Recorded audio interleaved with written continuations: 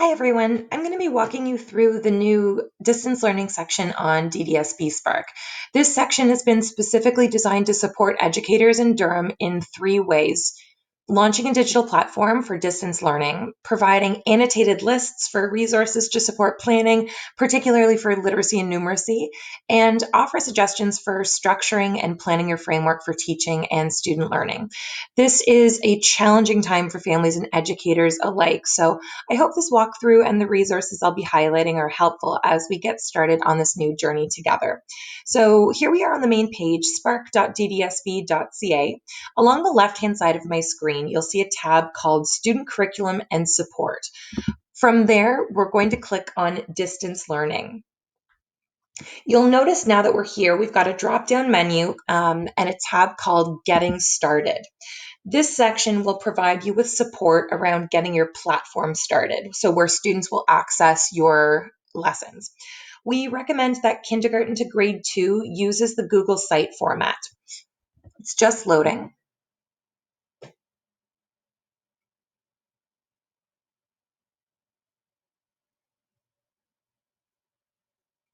And we're going to scroll down to the section on Google Sites.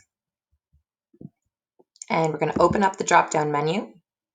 So if you already have a platform that is working for you and your students, feel free to continue to use that. These are simply suggestions, and you can use your professional judgment to determine what works best for you and your families. The innovation department has created bite-sized PD videos for setting up different parts of the Google Sites platform if you do choose to use it. You'll also notice that there is a sample kindergarten site that has been created to give you an idea about what a kindergarten Google site might look like.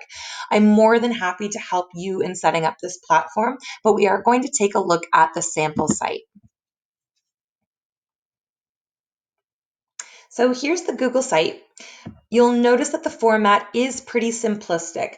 This is certainly something to consider when creating your own Google site. Since our youngest students will need a lot of support from family members to get on these platforms, keeping things easy for families to access will help reduce the stress load and maximize the time that families have to work together on learning. I'm going to click on the day one plan so you can see how simple this is.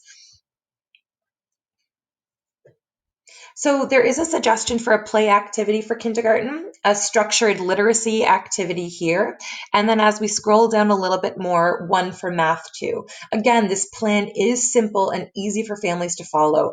The activities listed here, if I hover over, you can click on them, but the activities here are all chosen from the annotated list that the facilitators provided. We will get to that in the next video so you can see some of the links to help support you for planning. I'm going to go back to the distance learning page, scroll up to the top, and now I'm going to click on the K-2 distance learning section. This section is where you're going to find the resources to support your planning for distance learning. As I scroll down a little bit, you're going to notice two different Google communities. This one here has been specifically designed for kindergarten. In this community, any kindergarten educator in Durham can contribute ideas for resources or lessons that are working for them during this time of distance learning. You'll start seeing this community really booming within the next couple weeks, so keep an eye on it as it gets underway. This is a great opportunity for sharing, particularly during this time when we're kind of feeling like we're all missing out a little bit on collaboration. Please make sure that when you're trying to access this Google community, that you're logged in with your DDSB account and not your personal Google account. It won't work unless you're with your DDSB account. So there are a few ideas here from some of the facilitators just to get us started. But again, this is a resource for teachers, designed by teachers as well. So you'll have a chance to give and take a little bit as you choose, but certainly highlight on the distance learning section of Spark. I'm going to stop the video here, and in the next video, we're going to take a look at some of the links and resources to support you with your planning.